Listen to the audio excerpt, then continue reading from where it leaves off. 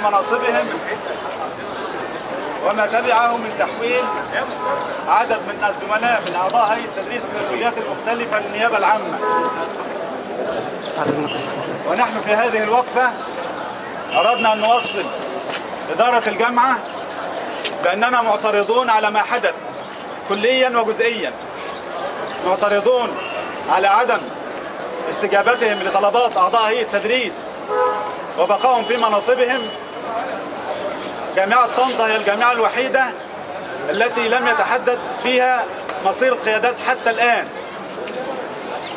وكذلك فضلا عن ذلك أنهم حولوا الزملاء المطالبين بهذه الحقوق وهذه المطالب العادلة حولوهم للنيابة العامة في سبقة خطيرة حسبي أنها لم تحدث من قبل. فاجتمع مجموعة من السادة أعضاء التدريس من كلية الهندسة فقط بالأمس وقرروا الدخول في إضراب مفتوح حتى تحقيق مطالب أعضاء هيئة التدريس. وأنا سأتلو عليكم البيان الذي تم كتابته في هذا المقام. شهد العام الحالي أعظم ثورة في تاريخ مصر، ثورة 25 يناير، وكان من نتاج هذه الثورة المباركة بدء زوال ذلك النظام الذي أفسد حياة المصريين السياسية والاقتصادية والثقافية والتعليمية. وإيمانا منا بأن ثورة 25 يناير العظيمة يجب أن تؤدي دورها تجاه الجامعة، وأملا منا في حياة تعليمية أفضل ومستقبل زاهر لمصرنا الحبيبة، طلبنا بتغيير كافة القيادات الجامعية المعينة من قبل حزب أو جهاز أمني تم حلهم على السواء، وكذلك إرساء مبدأ اختيار القيادات الجامعية بالانتخاب حتى تأتي معبرة عن طموحات أعضاء هيئة التدريس بالجامعة متبنية مطالبهم العادلة نحو حياة تعليمية أفضل. إلا أننا فوجئنا بتعنت زملائنا قيادات جامعة طنطا وتمسكهم بمناصبهم، فقمنا بعمل وقفات احتجاجية سلمية نطالبهم فيها بالرضوخ لثورة 25 يناير العظيمة والتأسي بمن سبقهم من رؤساء الجامعات نحو الاستقالة دون أي انتقاص من حقهم في الترشح من جديد إذا أرادوا. وفي سابقة خطيرة ما كان من قيادات جامعة طنطا إلا أن قاموا بتحويل زملاء لنا ولهم من أعضاء هيئة التدريس إلى النيابة العامة، ليس إلا لأنهم يختلفون معهم في الرأي ويطالبون بما يطالب به الجميع من انتخابات القيادات الجامعية.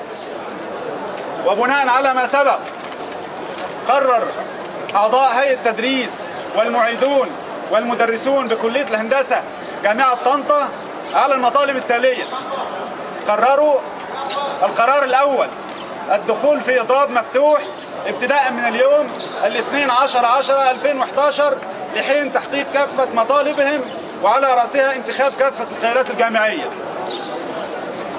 والقرار الثاني مطالبة إدارة جامعة طنطا بتقديم اعتذار لزملائنا الكرام الذين تم تحويلهم إلى النيابة العامة.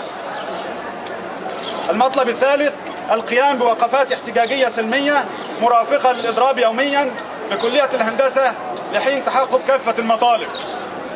ونهيب بجميع زملائنا من أعضاء هيئة التدريس والمعيدين والمدرسين المساعدين بالمشاركة الإيجابية في هذه الفعاليات سعيا وراء تحقيق أهداف ثورة 25 يناير ورفضا لإرهاب أعضاء هيئة التدريس. والله من وراء القصد وهو يهدي السبيل.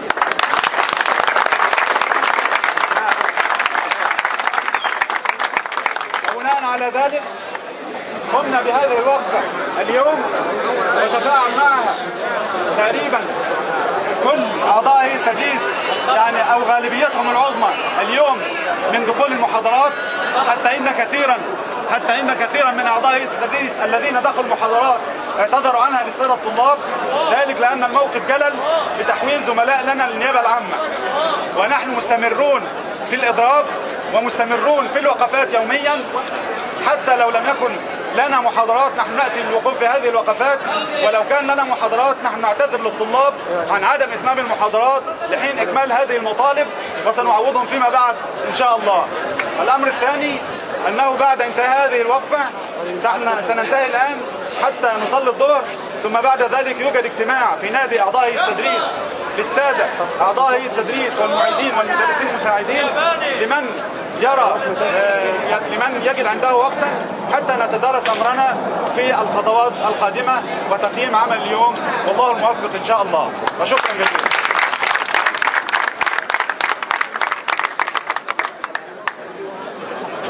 طبعا نشكر إخواننا الطلاب على مشاركتهم لنا في هذه الوقفة، وشكرا جزيلا لهم. نحن نشعر بمشاعرهم ونشكرهم، ويعذرونا أننا لم نقبل أن يقوموا بهتافات. شكرا جزيلا لكم.